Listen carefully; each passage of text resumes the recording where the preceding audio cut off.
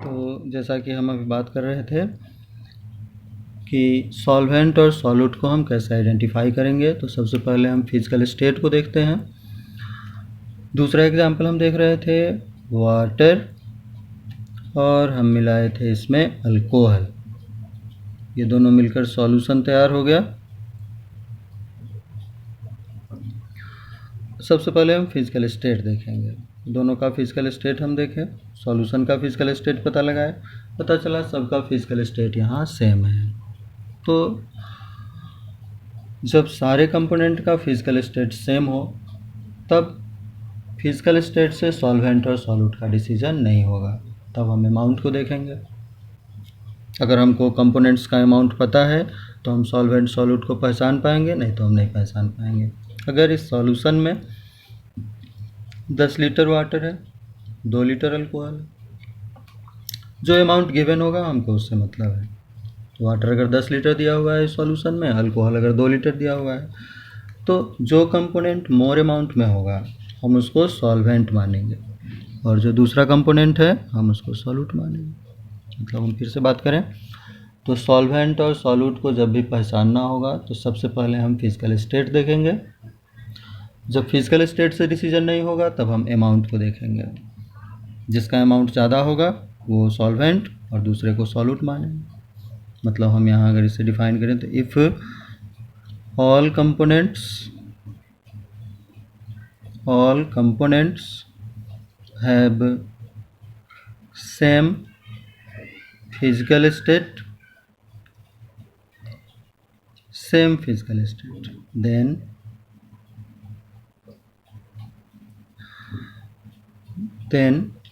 the component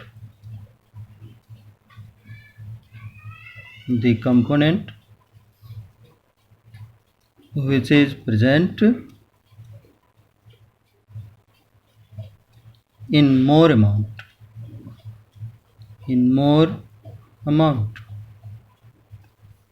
is taken as solvent। जब physical state same हो तब हम अमाउंट को देखते हैं, जो मोर अमाउंट में है हम उसको सॉल्वेंट लेते हैं और जो दूसरा है उसको सॉल्यूट लेते हैं। अब तीसरी बात अगर हम करें, जैसे हम फिर से एक सॉल्यूशन तैयार करते हैं, वाटर, हम इसमें अल्कोहल को ऐड किए, सॉल्यूशन तैयार हो। फिजिकल स्टेट हम देख चुके हैं पहले ही, दोनों का फिजिकल स्टेट सेम है, सॉल्यूशन का फिजिकल स्टेट भी उसी से मिलता है। अमाउंट को देखें, अगर पता चला कि दोनों का अमाउंट भी सेम है, मतलब सबसे पहले हम फिजिकल स्टेट की बात कर रहे थे, फिजिकल स्टेट अगर सेम हो जाए तो हम अमाउंट की बात किए।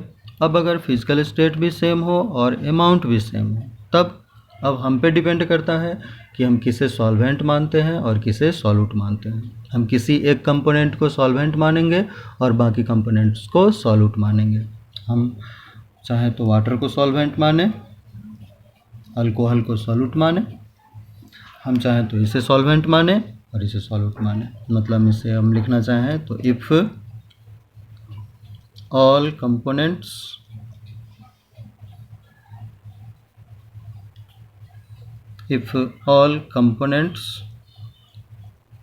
have same physical state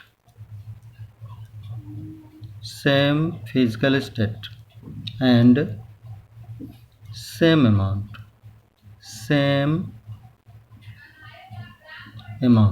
then anyone is taken as solvent। तब हम इसमें से किसी एक को सॉल्वेंट लेते हैं और दूसरे को सॉल्यूट लेते हैं। तो हम सॉल्यूट और सॉल्वेंट को आइडेंटिफाई करना सीख रहे थे। अब हम कुछ बातें वैसे ही देखते हैं सॉल्यूट और सॉल्वेंट के बारे में, कुछ और बातें। जैसे हम किसी एक अलग टाइप का एग्जांपल, जैसे हम किसी लिक्विड सिरप को देखते हैं। जैसे एक लिक्विड सॉल्यूशन है, लिक्विड सॉल्यूशन सिरप वो दवा है। लिक्विड फॉर्म में जो आता है उसमें लिक्विड कम अमाउंट में है, पानी कम अमाउंट में है, और जो सॉलिड कंपोनेंट है वो ज़्यादा अमाउंट में है। जो सॉलिड है उसमें हम सॉलिड को मिक्स किए हैं, सॉलिड और लिक्विड का वो मिक्सचर है, होमोजेनस मिक्सचर है वो।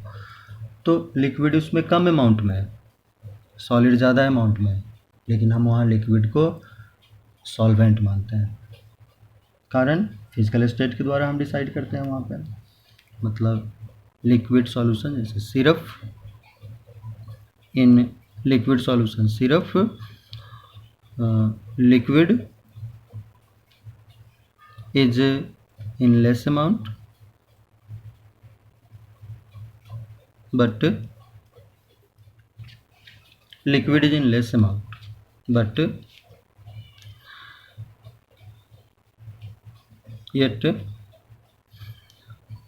it is taken as solvent। Liquid come amount में है लेकिन फिर भी उसको वहाँ पे सॉल्वेंट की तरह माना जाता है। ऐसा हम इसलिए इस एग्जांपल को देखें क्योंकि हम पीछे अभी बात किए हैं कि जो कंपोनेंट ज़्यादा अमाउंट में हो हम उसको सॉल्वेंट लेते हैं और दूसरे को सॉल्यूट लेते हैं, लेकिन यहाँ ऐसी बात नहीं है। लिक्विड कम अमाउंट में होता है फिर भी हम उसे सॉल्वेंट मानते हैं, और सॉलिड ज़्यादा अमाउंट में होता है फिर भी हम उसे सॉल्यूट लेते हैं। अब कुछ और बातें अगर हम सॉल्यूशन के सॉल्यूट और सॉल्वेंट के बारे में देखें, जैसे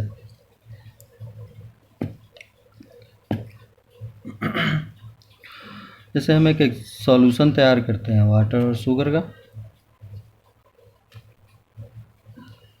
ये सॉल्यूशन तैयार हो गया। एक दूसरा सॉल्यूशन हम तैयार करते हैं जिसमें हम ऐड करते हैं वाटर, शुगर, साल्ट, यूरिया और भी बहुत सारा चीज़ हम ऐड कर सकते हैं इसमें, और हम इसे सॉल्यूशन तैयार कर लिया। अब हम सॉल्वेंट और सॉल्यूट को आइडेंटिफाई करना चाहते हैं। पहले सॉल्यूशन में अगर हम बात करें तो दो सब्सटेंस हैं, वाटर और शुगर है। इसमें कोई एक सब्सटेंस सॉल्वेंट का काम करेगा और दूसरा सब्सटेंस सॉल्यूट का काम करेगा। इसमें दो ही सब्सटेंस हैं तो कोई एक सॉल्वेंट होगा और दूसरा सॉल्यूट होगा। दूसरे सॉल्यूशन में अगर हम देखें तो मोर देन टू सब्सटेंसेस हैं। अब यहाँ पर हम बात करेंगे कि किसी सॉल्यूशन में कितने भी सब्सटेंस हो, कोई एक ही सब्सटेंस सॉल्वेंट की तरह बिहेव करेगा। मतलब कोई एक ही सब्सटेंस सॉल्वेंट का काम करेगा, बाकी जितने भी सब्सटेंस हैं वो सारे सब्सटेंस सॉल्यूट की तरह काम करेंगे। अब कौन सॉल्वेंट होगा हम इसको डिसाइड करना अभी सीखे हैं, हम जो रूल्स सीखे हैं उसको फॉलो करेंगे। अब जैसे हम यहाँ बात करें तो वाटर लिक्विड स्टेट में है, सॉल्यूशन भी लिक्विड बनेगा, और ये बाकी सब के सब सॉलिड स्टेट में है तो ये सॉल्वेंट हो गया। तो कोई एक ही सब्सटेंस सॉल्वेंट की तरह बिहेव करेगा और ये बाकी जितने भी सब्सटेंस है ये सब के सब सॉल्यूट का काम करेंगे। मतलब नंबर ऑफ सॉल्वेंट हमेशा एक होता है, सॉल्यूट एक भी हो सकता है, एक से ज़्यादा भी हो सकता है। इस बात को हम ऐसे लिखें, number of solvent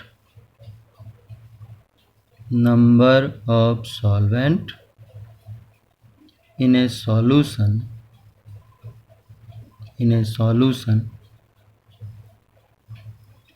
is always 1। Number of solvent in A solution is always 1।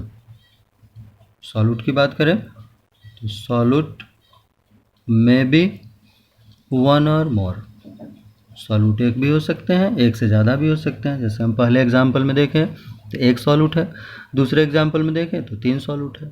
लेकिन सॉल्वेंट की बात करें तो दोनों ही सॉल्यूशन में सॉल्वेंट एक ही है।